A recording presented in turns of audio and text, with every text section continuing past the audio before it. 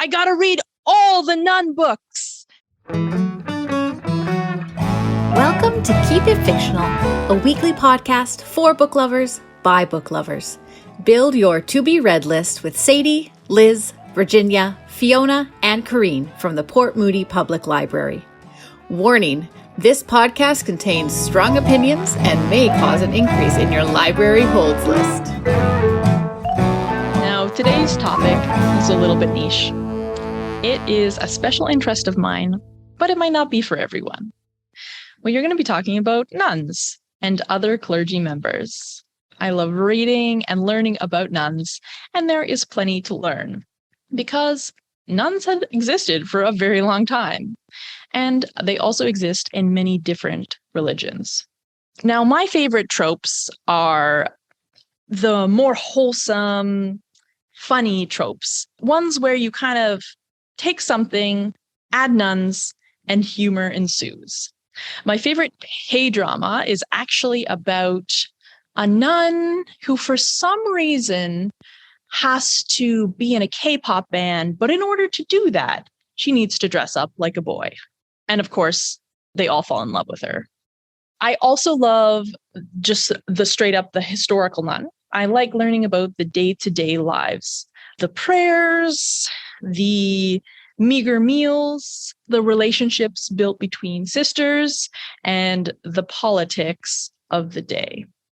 I also like learning about contemporary nuns because you have all of that interesting day-to-day stuff that is then juxtaposed against modern day issues. A trope I am not so into is the horror nun. Too spooky for me. Now, of course, nuns are also going to come up in books about Catholic schools and about residential schools. For me, I really like to read about the more positive tropes, the sort of wholesome, happy ones. But there is definitely a whole darker side to nuns. I just want to acknowledge that not everyone may feel the same way that I do and may not see clergy members in the same light that I do. And that is okay, and feel free to tune out if this is not your topic. Now, I feel like for me, my interest in nuns is connected to some key fictional characters. For instance, I love Maria from The Sound of Music, who's actually a failed nun because she was just too bubbly to stay cloistered. I also like Friar Tuck from Robin Hood, and particularly Prior Philip from The Pillars of the Earth. Pretty much, if there is a clergy character, I'm going to gravitate towards that character. Without further ado, I cannot wait to hear what all of my book friends have brought today. I know I've challenged you a little bit, and I appreciate you coming here with a new book for me to add to my to-be-read list. All right. So let's move on to Corrine. I'm very excited to hear about your nun murder mystery. So I didn't exactly choose nuns, although the series does have nuns in it, but I chose to go with kind of a medieval theme because medieval clergy is a weird sub-interest of mine, especially like the different schools of being a member of the clergy. But I'm going to take us back. I'm going to take us way back to the year 1135. We are in England, and King Henry I has a tenuous grasp on the throne. All of his hopes of his legacy rest upon his son, William, who is taking a little boat from Normandy to England when there is a terrible storm. There is thunder, lightning, great waves, and soon his ship, the White Rose, perishes down to the depths of the Channel, with it taking any hope of England's future and a smooth transition of peace from the crown from one hand to another. Upon the White Rose, William is dead, leaving England without a leader. That's not to say King Henry doesn't have some ideas. He would very much like his daughter, Empress Maud, which I have to admit is the greatest name of all time. And did I dress up as her for Halloween one year? Yes, I did. Yes, I did. Empress Maud is Henry's chosen. However, he can only kind of convince half of the nobles to back her due to the whole lady thing. And in this kind of maelstrom of confusion, Henry's nephew upon his death, Stephen of Blois, and yeah, maybe I'm taking some sides on this, Stephen of Blois seizes the throne, plunging England into a tumultuous 20 years that was coined as the Anarchy. Not only was a brutal civil war raging, but there were English barons who were openly snubbing the crown. There were Scottish invaders, rebellious Welsh leaders. The entire country was in a maelstrom. In fact, chronicles of the time refer to this period as when Christ and his saints slept, meaning that even God himself turned a blind eye to what was happening in England during this time. Set in this very particular time period in English history is a series of mysteries which are near and dear to my heart. They center around a Benedictine monk who lives in the Abbey Church of St. Peter and Paul in Shrewsbury in the county of Shropshire. Now, our brother Cadfael is not your average monk. He had a life before he took to the cloth. He went on crusades, fell in love, became a sailor, kind of learned how to do things with herbs that were kind of fun, was a man at arms, was a knight. He has lived a full entire life before eventually finding his calling and going from a man of the sword to a man of the cloth. But you just can't keep a good investigator down. And Brother Cadfael, through this anarchy, managed to find some clever little mysteries for him to solve.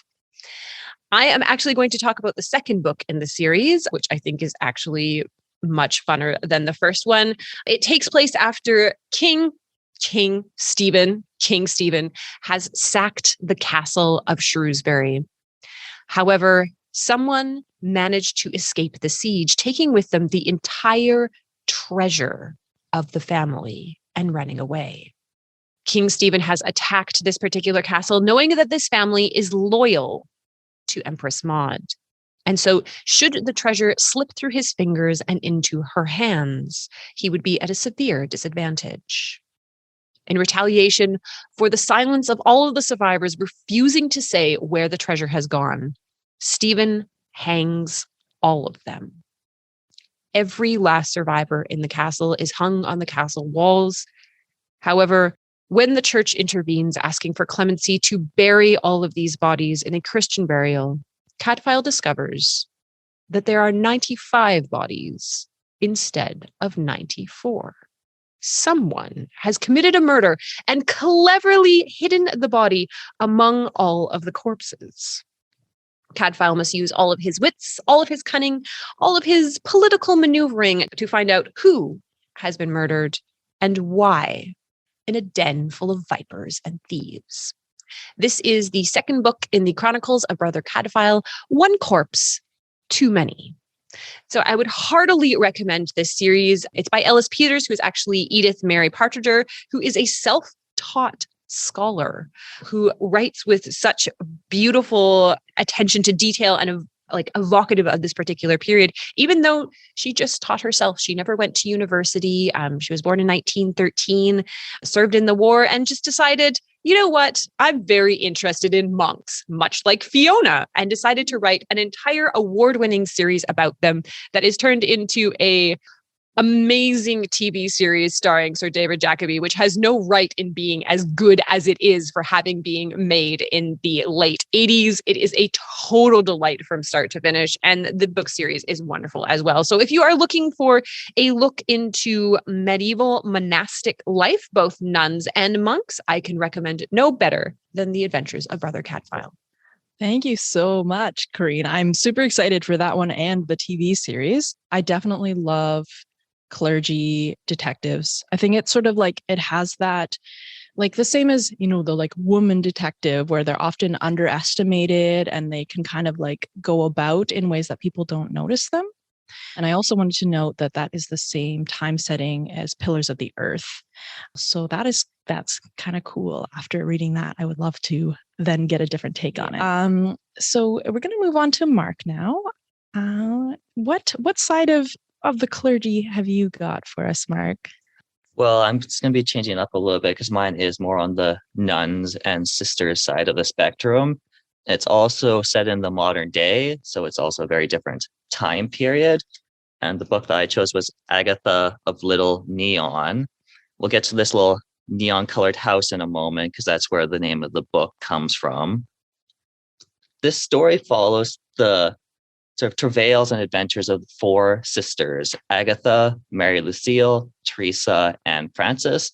And based on the title, you can tell that Agatha is the most important of these four sisters, as she's our narrator. She's the person whose story we're mostly learning about.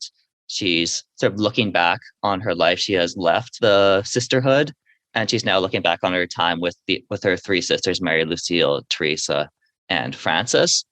The book starts out in the little town of Lackawanna in Pennsylvania, as our four sisters are working at the local diocese at the orphanage, raising little young babies who don't have any mothers or anyone to look after them. So they're sort of taking on this sort of motherly, familial, warm, gentle, caring role.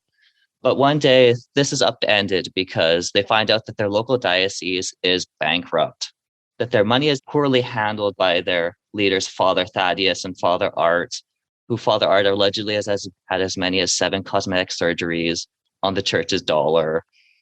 So there's almost like a theme here of the sort of male leads of the church not being the most financially savvy or the most consistent in their preaching and their actual habits and manners. And we'll see this sort of comes up throughout the story as one of the reasons why Agatha sort of becomes slightly disillusioned with the church and the sisterhood, how they can sort of tolerate these incompetent men essentially telling them what they need to be doing all the time. So after the diocese, they find out it's going bankrupt. Their beloved mother, Roberta, who they do love quite a lot, she's sort of like a motherly figure to them. She really is like that kind of warm, sort of caring leader figure to these four sisters. She finds a way to get them reassigned to another diocese in Woonsocket, Rhode Island, which is another very strange name. I almost feel like this author chose these city names based on just how strange and bizarre and unknown they really are. But anyways, after having spent their last 9 years together in Lackawanna, they get sent to Woonsocket, which is where they go to this little neon. It's essentially a transitional living house for people who have been in prison. They've maybe had issues with substance use, or they're homeless and things like that. So they're essentially taking on a kind of caretaker role at this house.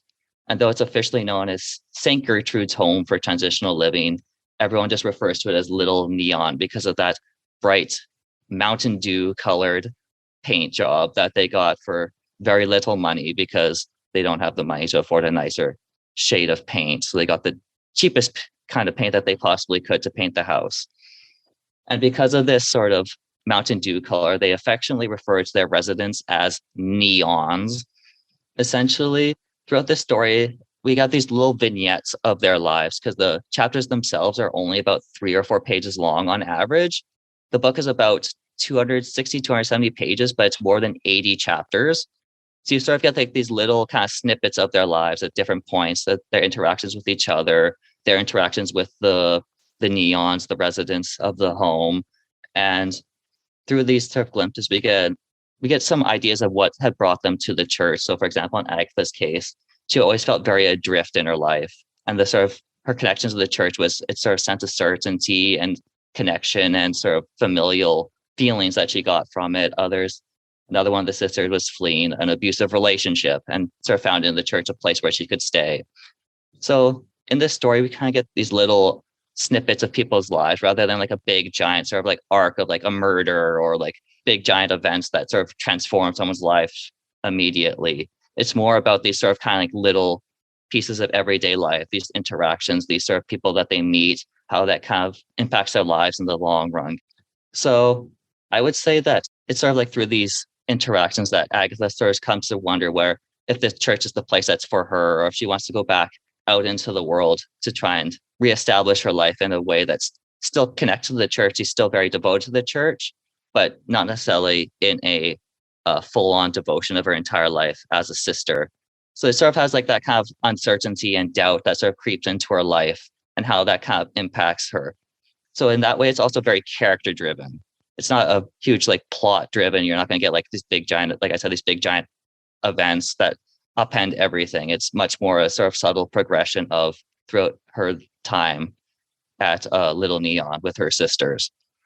So I would also say that it's a somewhat comedic story also. Like it doesn't sound like it's very funny from what I've been saying so far, but it really is like these sort of like travails of not having like enough money to afford like fancy meals. So then they come up with these little pantry meals of like walnut tacos and these bizarre like little ways they find to try and like make ends meet and to get through their little meager budgets. And they start leading like a local Bible study without really having like a theological background, sort of like muddling their way through trying to like reason through the Bible and sort of find messages to help people through their lives in this way. So it's almost like I guess you can almost call it a fish out of water. Sort of like they're thrown out of their comfort zone, taking care of little young babies who don't talk back to them. And now they're sort of essentially in a much different area of the church's service. Overall, I was kind of taken by Agatha as a narrator. So in very many ways, if you'd like a sort of character introspective, reflective kind of style of story, which I tend to like, I was very much interested in that aspect of the story. And if you're into that kind of narrative, I think you'll like this book as well. So that was Agatha of Little Neon. Thank you, Mark. That sounds delightful. Definitely speaking my language. I like that kind of like the day-to-day, but then the idiosyncrasies of like just this idea of a Mountain Dew colored dwelling is just so delightful. Okay, we're going to go to Virginia next, and no pressure, but I'm really hoping that you were going to talk about some nuns in space. You just ruined it. You just ruined my intro. Yes, so Fiona is right. Nuns are everywhere. They are in all kinds of stories, all kinds of genres. And Fiona, we could have made so many beautiful Venn diagrams today, even though you have no interest in the stuff that is in the middle, but there's so many different kinds. Because I could have talked about cannibal nuns in The Star Eater by Kirsten Hall. I could have talked about nuns in a weird Western in Nunslinger, which is a much better title, by Stark Holborn. And of course, like you said, I have decided to talk about nuns in space. And this is the first book in a series, and it is called Sisters of the Vast Black, and it's by Lina Rather. And the book 2 just came out a couple months ago. So our space-faring nuns live on a ship called Our Lady of Impossible Constellations, and they belong to the Order of St. Rita. And they visit different colonies by request to do baptisms, to officiate marriages, or to administer last rites. And these sisters, when we first met them, they are having a bit of a debate, a theological debate. And the question for all of them is, should their ship be allowed to change its course, find a mate to fertilize its eggs, and make some ship babies? Yes, the ship in this world, many of them are kind of more like living organisms. They are not like, they're not AI, so they're not like, they're not sentient in that way, but they are more like, I guess they would say like an animal. That's like sort of the closest analogy that the sisters are trying to come up with. And like animals, they need to be taken care of. They need to be kept, made healthy. And their ship is hoping to find a mate. So they have to decide whether they're going to let the ship do that or not. And through that, we get to meet all the different sisters. The convent is led by Reverend Mother. She has taken a vow of silence and she communicated in sign language. Why did she refuse to speak is a mystery that is going to unravel throughout the book. But it's a really major plot point that comes in play much later in the book. Reverend Mother knows that she is not quite herself these days. She is having early stages of dementia, and she hopes that before she loses herself, she's able to make one confession. The signs that Reverend Mother is not doing so well did not go unnoticed by Sister Lucia. But Sister Lucia, even though she's the doctor on the ship, doesn't want to admit it. She's trying to deny it. She's just ignoring all the signs because she has a deep respect for Reverend Mother, and she is just one of the kindest person, and she doesn't know what to do. Like, she's very worried if something happens to Reverend Mother, what is going to happen to all of them. Sister Faustina also noticed that Reverend Mother is not quite herself. Maybe that's why, part of the reason why she decided to keep some of the messages to herself. Sister Faustina is in charge of all the communication coming to the ship and also going out. And they have just received a message from the church on earth. The church is saying that they're going to send a priest to them. And this priest is going to make sure that everything is in order and making sure they're up to date with the latest doctrines and the church values. Sister Faustina, even though she's a nun, she does the bare minimum. Her faith, not really strong at all. And in fact, Reverend Mother has let her join the order because she just needs to get out. She just needs a place to live. And that is kind of how she ended up joining, not because she feels a calling at all. So Sister Faustina is very suspicious of this. And they all also remember the war that has recently ended, where the colonies have rebelled and they have gone independent, and that Earth and the central governance has been trying to claw back all the land, claw back all the territories, because they believe that everything belongs to them, especially all the resources on all the colonies. So this priest coming on the ship is not going to be good, because it sounds like they're just going to hoping to use religion to spread their propaganda. And so Sister Faustina think, well, things take long to travel in space. Maybe we'll just pretend we never get this message and then they will be fine. So while the priest is trying to get on board, someone is trying to get off the ship. And that is Sister Gemma. Sister Gemma is the biologist, like I said, because it's a living organism, the ship. So it needs taken care of. And so she's more like a biologist rather than like a mechanic. And in her spare time, she would try to do different experiments to try to hope to find cures for the different diseases that they come across when they visit all the different colonies. But Sister Gemma has started to have doubts about what she's doing, and she doesn't feel like this is her calling anymore. Probably because at the last stop, she met a woman and she fell in love. They have kept up their correspondences, and she's trying to figure out what to do. She feels like she's no longer devoted to the cause of the sisters and that she should leave. But it's hard when these are people that you have lived with for quite some time. Like Mark's story, this is very much a story about all the characters that I've been telling you about. It is not an action-driven book at all. I would say other than the climax of the book, where you do see a little bit of action, it is all of the action happens within each of the characters, in their interactions with each other, in the relationships that these sisters have.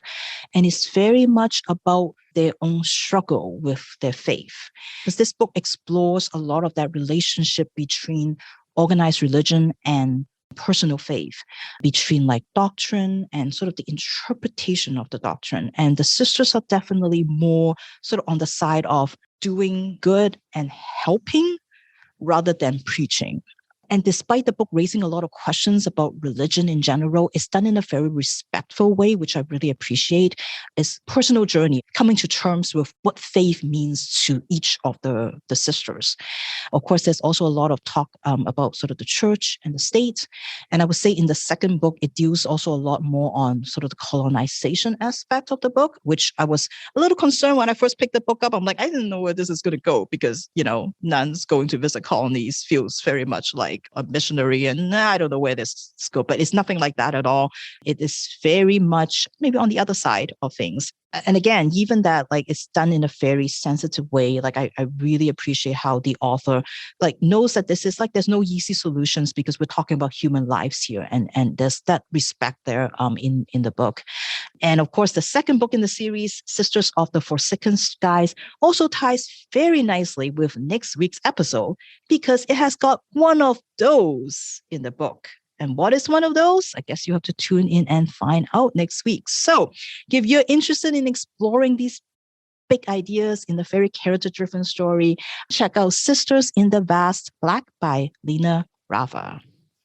Thank you so much, Virginia. That sounds amazing. giddy with excitement hearing you talk about it. All right. I actually have chosen a historical novel today that is set in the Middle Ages. And it is about a real nun who lived in the early Middle Ages, and her name is Clotilde. And she is known as a rebel nun, a warrior nun. So this is The Rebel Nun, a novel by Marj Charlier. So in Clotilde's monastery, there is a wonderful abbess who is fair and just and has always been a role model for Clotilde.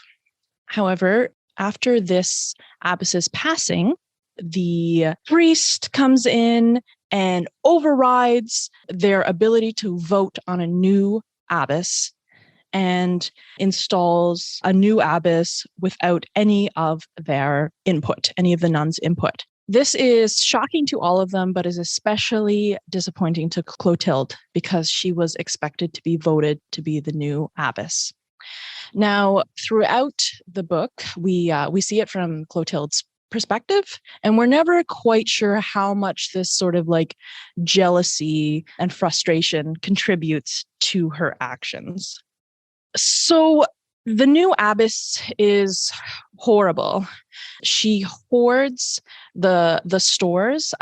When each of the nuns enters the monastery, often their families will give like a bit of a bride price. So they will give expensive fabric, stores of money and food that are then stored up for the monastery to use to house and feed the nuns. Now, they don't live lavish lives, but there's an expectation that they'll eat well and be clothed, essentially. However, with this new abbess, she is hoarding everything. She is keeping a man in her room, and and she is awful to Clotilde and anyone who is a friend to Clotilde, essentially punishing her for her desire to actually be the abbess. So it starts out as a small rebellion, a legitimate grievance that they take in appropriate channels to basically try to have this abbess at least reprimanded or overthrown. But the bishop sides with the abbess and says that they are all prideful and they're complaining and is not his responsibility, essentially, to do anything to improve life in the cloister because they're nuns. They should put up with it. You know, life is hard. Suffer for Jesus. So they decide to take their concerns to the king. Now, this is a huge because it means that they are going to leave the cloister, and that actually breaks their vows. It means they can potentially be excommunicated. However, Clotilde is optimistic that this is going to get results because the king is actually her uncle. She is a bastardess who was born to the king's brother's concubine. So she doesn't have legitimacy, but she remembers sitting on her uncle's lap when she was younger. He definitely knows who she is and thinks that she can get a favorable response.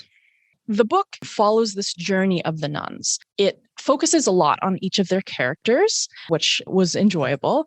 And it is all from Clotilde's perspective. It was interesting because it was very engaging and immersive in the time. And I think that that's a big thing that the book has going for it, is just the uniqueness of the time and the historical aspect. But we don't actually get a lot of description because it focuses really on Clotilde's feelings and the politics of the day around all of these, this like what is her family and this infighting. Basically, they're all afraid to be murdered. And that is actually why Clotilde and her cousin are at the cloister, because they will basically be murdered if they're not there, because they might sire a child who could potentially be a threat to the monarchy. So all of that sort of just politics was really interesting and immersive. It gave me a sense of this time that I knew nothing about. It also is really looking at the patriarchal nature of the church. And essentially in that time, the church ruled that women had no rights, had no place in the church. And So while this rebellion is against the abbess, it's also about this greater decision to completely devalue women in the church. And one of the things that I didn't like about Clotilde as a character is that she's not a very pious nun. And that is actually a characteristic that I love to read about. There's just something about like how different it is, how that could be somebody's motivation. And the thing is, the author uses Clotilde's paganism as a juxtaposition to Christianity. So essentially, looking at Clotilde's cultural religion of paganism, where women are revered, and then comparing it to her Christianity. And throughout the book, Clotilde struggles with these two things and ultimately is not really a Christian believer. It had a lot of interesting background about the sort of like, it's about the Gauls and all of these like groups that I don't know anything about in this time. So it was very exciting to be immersed in this language of a time and place that like really I know nothing about. And I really appreciate at the end, the author gives a full author's note on her historical accuracy.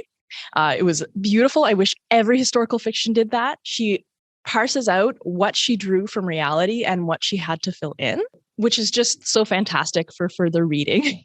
Overall, the book was a little bit amateurish. Like, I feel like it could have been a lot better, but just that quality of the immersion and the uniqueness of the setting was so good. I think it's absolutely worth a read, whether it's that you're interested in patriarchy in the Middle Ages, or like me, you just want to hear about the day-to-day lives of nuns. And in this case, nuns who decide to take up swords and become warriors against the patriarchy, which is like, you know, a pretty quality topic.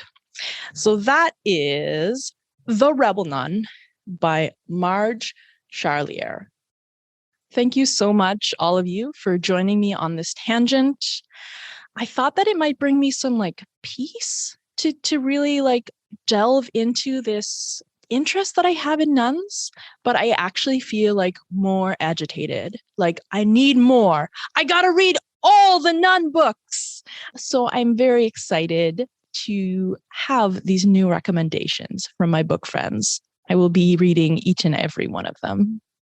If you are in the habit of joining us weekly, we will see you next week. Goodbye. Thank you for listening. If you like our show, please tell a fellow book lover about it. You can find a list of all the books we discussed in our show notes.